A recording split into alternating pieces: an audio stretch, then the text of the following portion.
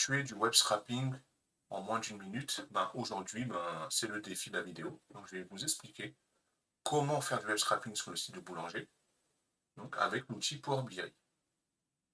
Donc, dans un premier temps, on ouvre notre outil qui est Power BI. Donc, Power BI est un outil de base qui est utilisé pour la data visualisation et la création de tableaux de bord, mais il peut également permettre donc, de nous dépanner, de récupérer de l'information sur des sites web.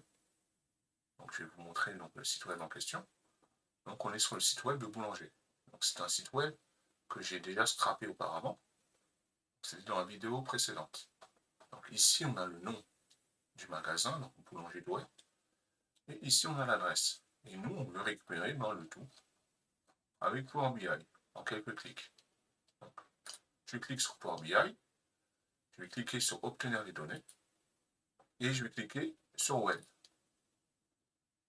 Ici, on va me demander l'URL, donc je récupère l'adresse du site web qui m'intéresse. Je vais copier, coller, et là je clique sur OK. Donc vous allez voir qu'en moins d'une minute, on a récupéré l'ensemble des informations qui nous intéressent.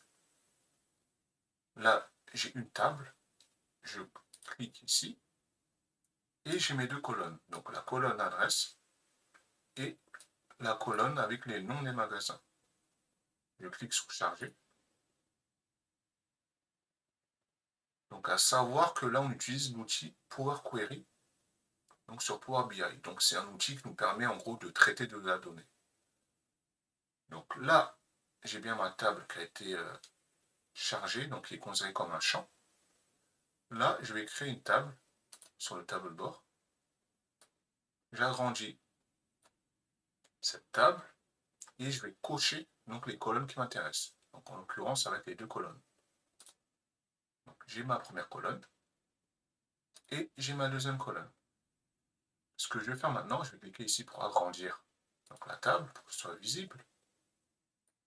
Donc je vois bien la colonne 1 et j'ai la colonne 2. Ce que je fais maintenant, c'est un export. Donc je clique sur exporter les données pour sauvegarder le tout dans un fichier Excel. Donc quand on fait du web scrapping en général, on veut sauvegarder le résultat dans un fichier. Donc ce que je vais faire, je vais ouvrir Excel. Oui, là j'ai ces messages parce que je n'ai pas payé la version. Donc là je clique sur données, je clique sur données externes, fichier texte, parce qu'on a un fichier CSV. Donc là je vais sur bureau, scrapping, donc je prends le fichier que je viens de créer. Et là, on peut voir qu'on a notre fichier CSV. Donc là, comme c'est un fichier CSV, pour l'instant, il est illisible parce qu'il y a des séparateurs. Donc là, on a bien délimité qui est déjà coché. Je vais cliquer sur suivant. Et là, je vais enlever tabulation et je vais mettre ici autre. Je vais taper virgule. Parce qu'en gros, le séparateur des colonnes, c'est les virgules. Donc là, je vois bien qu'on a nos deux colonnes. Je clique sur suivant et ensuite sur terminer. Je clique sur OK. Et là, j'ai mes deux colonnes.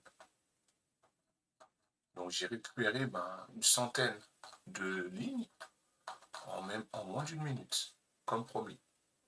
Donc, je vous remercie d'avoir suivi la vidéo et je vous dis à la prochaine.